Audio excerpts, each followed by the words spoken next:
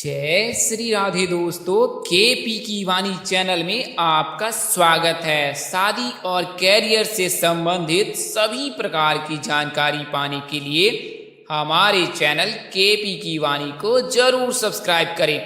दोस्तों, अगर आपको अपनी शादी के बारे में जानना है कि आपकी शादी कब होगी, तो जन्मदिन अनुसार शादी की जानकारी पाने के लिए आप हमें अपना जन्मदिन व्हाट्सएप अवश्य करें। हम आपको जन्मदिन के हिसाब से यह जानकारी देंगे कि आपकी शादी अनुमानित कब हो सकती है।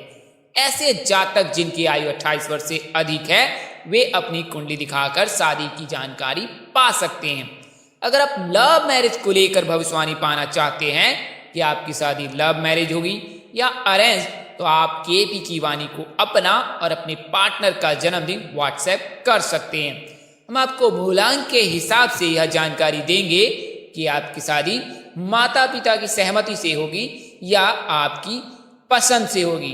अगर रिप्लाई करने में देरी होती है तो आप निराश बिल्कुल ना हो, क्योंकि आपको जवाब जरूर दिया जाएगा। दोस्तों, आगे बढ़ने से पहले आपको बताना चाहूंगा कि अब आप हमसे शादी की कुंडली भी बनवा सकते हैं। इसमें आपको शादी से संबंधित सभी प्रकार की जानकारी दी जाएगी कि आपकी शादी कब होगी, कहाँ होगी, कैसे होगी, किससे होगी, किस दशा में होगी, कितनी दूर पर होगा ससुराल, किस राशि से करनी चाहिए, किस नाम से हो सकती है, जीवन साथी का रंग रूप स्वरूप स्वभाव और उनका कैरियर।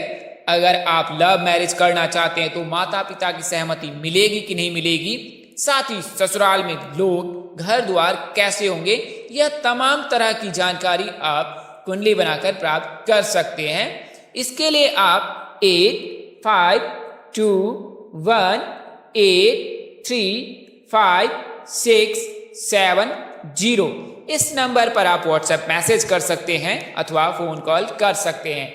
नंबर आपको एक बार और दोहरा देता हूं, 8521835670। तो आप इस नंबर पर हमें संपर्क करें, हम आपको कुंडली बनाकर सही जानकारी देने की पूरी कोशिश करेंगे। अगर जल्दबाजी में नंबर निकल गया है तो वीडियो को स्क्रॉल कर नीचे आए और डिस्क्रिप्शन बॉक्स में आप आराम से नंबर नोट कर सकते हैं।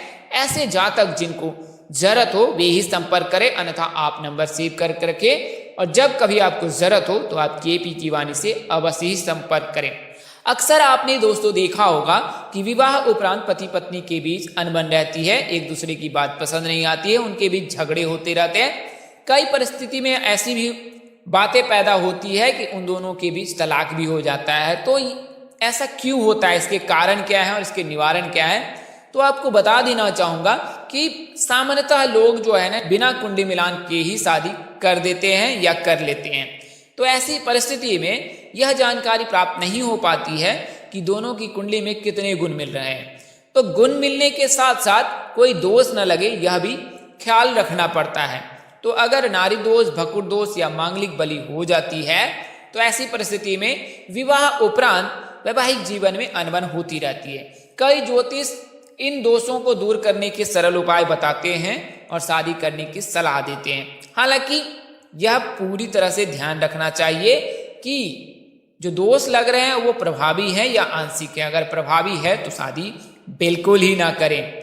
इसके लिए आप अपने नजदीक के किसी प्रकांड पंडित अथवा ज्योतिष से संपर्क करें और यह जानकारी आप विस्तार से पा सकते हैं कि अगर कुंडली मिलान में दोष लग रहा है तो वह आंशिक है या प्रभावी है। आपने कई माता एवं बहनों को देखा होगा कि उनकी शादी के उपरांत भी लंबे समय तक उनको संतान की प्राप्ति नहीं होती है, तो ऐसा भकुर दोष के कारण होता है। तो भकुर दोष लगने पर संतान सुख जो है वो प्राप्त नहीं हो पाता है। तो आप अपने नजदीक के पंडित से भी संपर्क कर सकते हैं या केपी की वाणी से भी संपर्क कर अपनी कुंडली मिलान कर यह जानकारी प्राप्त कर सकते हैं कि विवाह उपरांत आपका वैवाहिक जीवन कैसा रहेगा, सुख शांति कैसी रहेगी।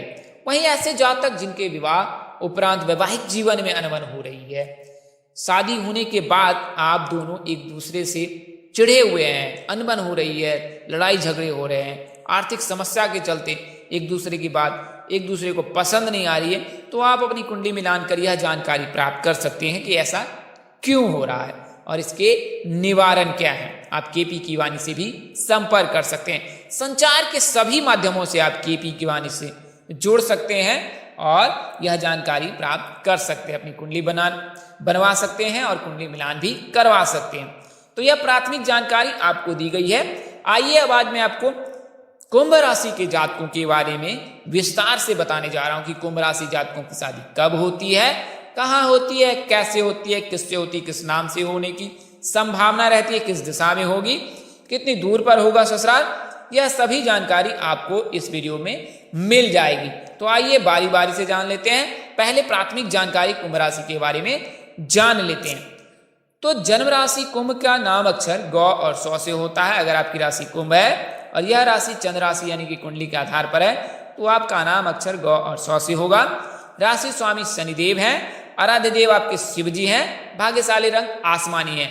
तो आप शिव जी और शनिदेव की पूजा अवश्य ही करें।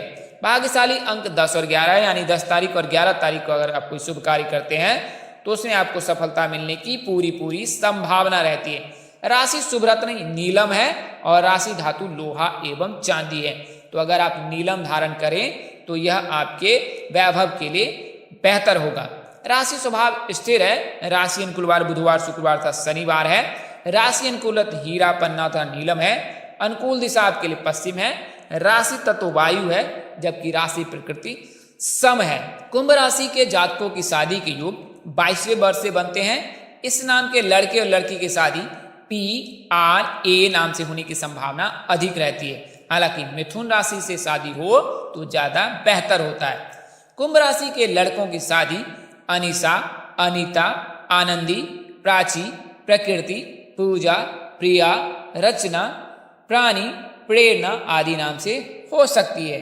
जबकि लड़कियों की शादी पवन, प्रकाश, प्रवीण, अमित, राहुल, रौनक, ऋषभ आदि नाम से होने की संभावना अधिक रहती है। शादी किस दिशा में होगी? तो ज्योतिष की माने और कुंडली की माने तो कुंभ राशि के जातकों के पश्चिम दिशा में होने की संभावना अधिक रहती है। कितनी दूर पर होगी शादी? तो घर से अधिकतम 200 किलोमीटर के अंदर शादी होने की संभावना रहती है। हालांकि इसमें मामूली बदलाव हो सकता है। ऐसे जातक जिनके कुंडली के सप्तम भाव में गुरु, बुध, रवि, चंद्र हैं तो विवाह घर के आसपास होती है। शादी आपको पूर्व में बताया कि PRA नाम से हो सकती है।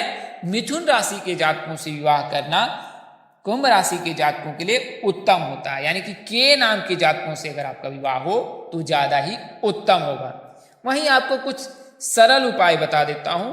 तो लड़कियों के शादी के कारक गुरु माने जाते हैं और लड़कों के शादी के कारक शुक्र माने जाते हैं। शुक्र को स्त्री सुख और विवाह सुख का कारक माना गया है। वहीं गुरु को पुरुष सुख और विवाह सुख का कारक माना गया है। तो लड़कियों को गुरु मजबूत करना चाहिए और लड़कों को शुक्र मजबूत करना चाहिए।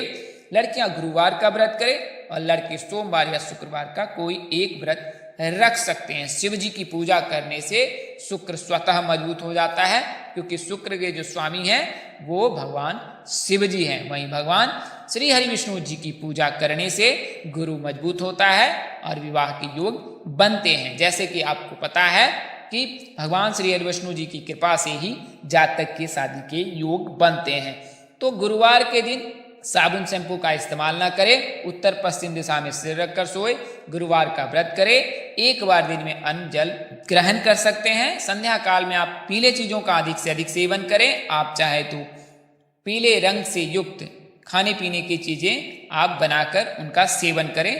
तामसी भोजन का सेवन गुरुवार के दिन बिल्कुल ही ना करें। वहीं लड़के शिव जी की पूजा करें। सोमवार को सफेद कपड़े पहने। पूर्व की दिशा में सिर रखकर सोए। अपने कमरे में राधा कृष्ण की तस्वीर अवश्य ही लगाएं। ऐसा करने से विवाह के योग बनने लगते हैं। हालांकि एक बार अपनी कुंडली अवश्य दिखा ले। इससे आपको कुंडली के बारे में जानकारी प्राप्त हो जाएगी कि आपकी शादी में क्यों देर हो रही है। काल सर्प दोष लगने पर, मांगलिक बलि होने पर, बुध शुक्र की युति होने पर, गुरु शुक्र की युति होने पर, शुक्र मंगल की युति होने पर विवाह में बहुत देर होती है। ऐसी परिस्थिति में जातक को आधी उम्र तक इंतजार करना पड़ जाता है। तो दोस्तों इस वीडियो में मैंने आपको यह जानकारी दी है कि कुंभ राशि के जातकों की शादी कब होती है, कहाँ होती है, कैसे होती है, किससे होती है, किस दिशा में होती है। इस वीडियो में बताई गई जानकारी ज्योतिष पंचांग मान्यताओं और धर्म ग्रंथों से दी गई है। हमारा उद्देश्य महज आपको सूचना पहुंचाना है, आप इसे सूचना हेतु लें। इसके अतिरिक्त अगर आप इनको मानते हैं, अपनाते हैं अथवा उपयोग करते हैं तो इसके आप स्वयं जिम्मेवार हैं। आप चाहे तो केपी की वाणी से संपर्क कर सकते हैं, अन्यथा अपने नजदीक के किसी प्रकार पंडित अथवा ज्योतिष से संपर्क कर यह जानकारी प्राप्त कर सकते हैं कि आपकी शादी कब होगी। इस तरह की अन्य वीडियो देखने के लिए हमारे चैनल के डैशबोर्ड अथवा प्लेलिस्ट पर जाएं और अपनी राशि अनुसार वीडियो जरूर देखें। तो दोस्तों, आपको यह जानकारी कैसी लगी, लाइक कर, कमेंट कर, शेयर कर हमें जरूर बताएं। अगर आप मेरे चैनल पर पहली बार विजिट कर रहे हैं तो चैनल को सब्सक्राइब कर ले। माता रानी कृपा से आपके चेहरे पर हमेशा मुस्कान बनी रहे, आप सपरिवार स्वस्थ एवं सुखी रहें। आप सभी के प्यार और स्नेह के लिए आप सबको हृदय से धन्यवाद करता हूं। आप लोग इसी तरह हमारे साथ जुड़े रहें। इन्हीं शुभकामनाओं के साथ आपसे विदा लेता हूं कि जल्द एक नए वीडियो और एक नई जानकारी लेकर आपके समक्ष हाजिर रहूंगा। तब तक के लिए इस नाचीज दोस्त को इजाजत दें। आप जहां रहें मस्त रहें, स्वस्थ रहें, व्यस्त रहें। माता रानी की विशेष कृपा पर बनी रहे। परमपिता परमेश्वर आपको सद्बुद्धि, सत्मार्ग और आगे बढ़ने की शक्ति दे। नमस्कार, जय श्री राम दोस्तों, जय श्री कृष्णा, जय माता दी, जय वाहिगुरु।